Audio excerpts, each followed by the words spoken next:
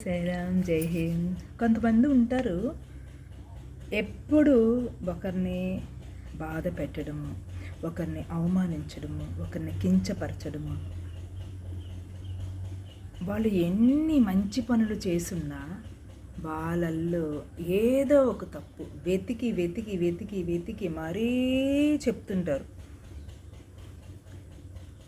ఎందుకు అలాంటివి చెప్తుంటే మనము విన్నా, మన ఇంట్లో వాళ్ళు విని మిమ్మల్ని ఇలా అంటున్నారని వచ్చి చెప్పినా కూడా మనం పట్టించుకోకూడదు. ఎందుకంటే అవన్నీ పట్టించుకుంటే నిజంగా మనం చేసిన బాధితులు అవుతాము.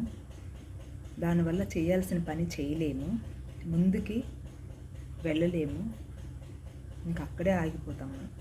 అందుకని ఎవరు ఏమన్నా ఏం పట్టించుకోకండి. మనం చేసేది ధర్మబద్ధంగా ఉంటే భగవంతుడు కరుణా కటాక్షం మన మీద ఎప్పుడు ఉంటుంది. మనం చేసే పనులన్నీ కూడా సక్సెస్ఫుల్ అవుతాయి. మీరు, నేను, మనందరినీ కూడా.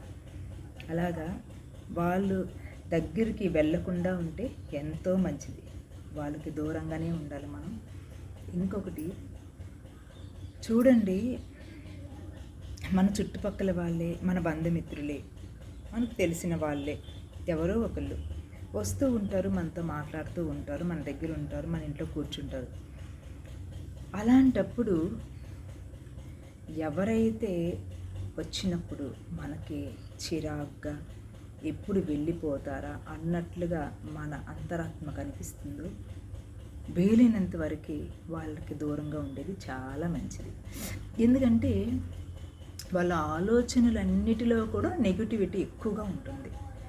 అందుకని అలాంటి వాళ్ళకు మనం దగ్గర అవుతూ ఉంటే మనకి అలాంటి ఇవి నెగిటివిటీస్ కొంచెం మనకి తగిలి మనము ఏ పని చేయలేక ఏదో అనారోగ్యంగా ఉండడము అలాంటివి జరుగుతాయి. నేను వివరంగా చెప్పను, చెప్తే కొంతమంది బాధపడతారు.